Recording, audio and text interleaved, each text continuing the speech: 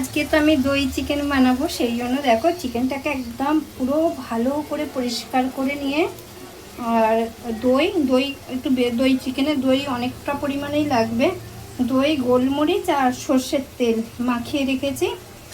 আর এখানে এটা 1.5 ঘন্টা মতো মাখানো ছিল আমার, 1.5 থেকে 2 ঘন্টা হবে মাখানো ছিল। অবশ্য আমার একটু কাজ ছিল সেই জন্য, নাহলে তোমরা 1 ঘন্টা মাখিয়ে রাখতে পারো। আর এখানে কড়ায় তেল, গোটা গরম মশলা ফোড়ন দিয়েছি আর তেজপাতা ফোড়ন দিয়েছি, দিয়ে অল্প পেঁয়াজ, আমি আদা রসুন পেঁয়াজ লঙ্কা বাটা একদম অল্প অল্প সব দিয়েছি, 2খানা পেঁয়াজ দিয়েছি, সব অল্প অল্প দিয়েছি। ওতে হলদি দেবো না। দেখো এটা ভালো করে আমার ভাজা হয়ে গেছে মশলাটা। এবার আমি দেব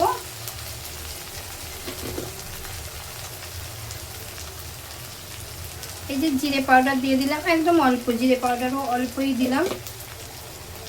আর জিরে পাউডারের থেকে ধনে পাউডারটা অবশ্যই একটু বেশি লাগবে, একটু বেশি দিলাম। দই চিকেনে একটু বেশি লাগবে ধনে পাউডারটা। আর কাশ্মীরি মির্চি তোমরা দিতেও পারো নাও পারো, আমি একটু দিচ্ছি কারণ ওটা সাদা সাদাই বেশি ভালো লাগবে, আমি একটু দিচ্ছি। এটা তোমরা দিতেও পারো নাও পারো। আর একটু, যেহেতু দই আছে আমি একটু চিনি দিয়েছি।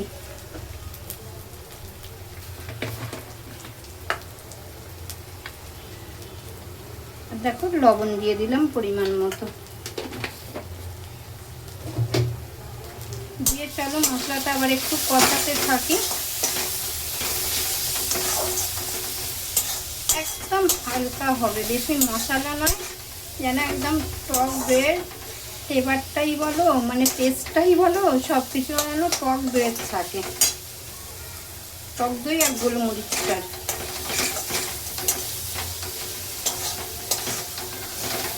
দেখো মশলাটা কষানো হয়ে গেছে, চলো এবার আমি চিকেনটা দিয়ে দিই।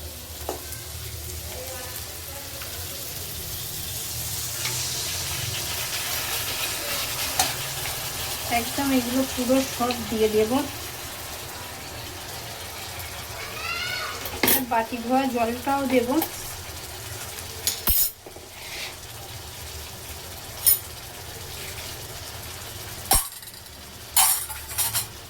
বাটি ধোয়া জলটা পরে দেব, এখন কষাতে থাকি এটা ভালো করে। আমি কাশ্মীরি মির্চিটা দিয়েছি বলে দেখো একটু কালার এসেছে। তোমরা যদি কালার না খেতে চাও, কারণ এটা সাদা হলেই ভালো হয়, আবার আমার মেয়েরা কি বলো তো একটু কালার পছন্দ করে বলে একটু কালার দিয়ে দিলাম, তাহলে এটা অ্যাকচুয়ালি সাদা হলেই ভালো হয় খেতে।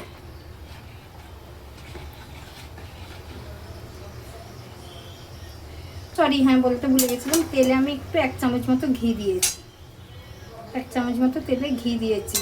আর তোমাদের কাছে যদি ফেস ক্রিম থাকে তো লাস্ট একটু ফেস ক্রিম দিয়ে দিতে পারো, আর যদি না থাকে তো নাও দিতে পারো।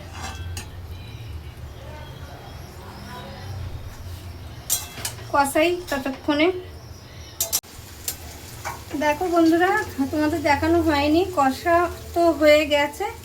আর আমি জলও দিয়ে দিয়েছি, ওই যে বাটি ধোয়া জলটা দিয়েছি। আর বেশি জল দেবো না, ফুটে যায়, ফুটে গেলে খালি জাস্ট একটু গরম মশলা উপর থেকে ছড়িয়ে দেবো। ধনে পাতাও এটা আমি দেবো না, কারণ ধনে পাতা দিলেও ধনে পাতার ফ্লেভারটা চলে আসবে, সেই জন্য কিছুই দেবো না, জাস্ট অল্প করে গরম মশলা ছড়িয়ে দেবো।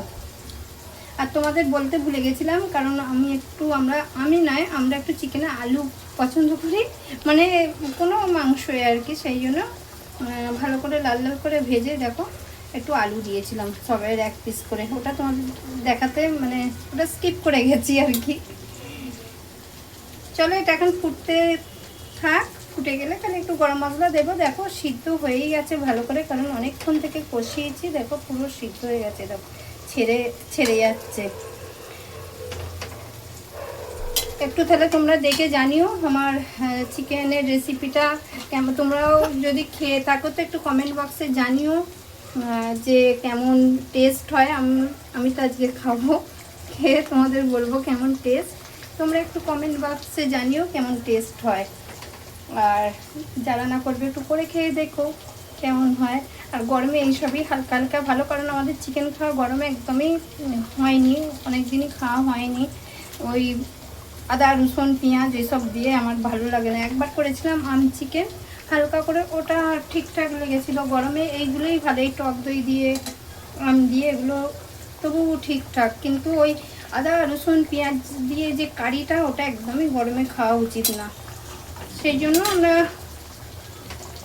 মাছই বেশি খাই, মাছ ডিম, চিকেনটা অতটা হয়নি। এই অনেক দিন পরে আবার করলাম, এই আর কি। তোমরা এই গরমে হালকাই যদি খেতে ইচ্ছা করে তো হালকাই খেও, আর যাদের স্যুট হয়ে যাচ্ছে, সহ্য হচ্ছে, তারা খেতেই পারো কারি টারি, মানে একদম কি বলবো,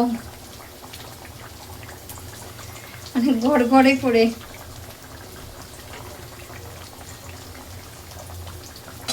চলো ফুটে গেলে তাহলে একটুখানি গরম মশলা দিয়ে দেবো। সবাই খুব ভালো থেকো, সুস্থ থেকো, সবাইকে টাটা। আবার বলছি সবাই প্রচুর প্রচুর প্রচুর জল খাও আর এনজয় করো, শরবত খাও, বেশি করে ফলের জুস খাও। চলো টাটা।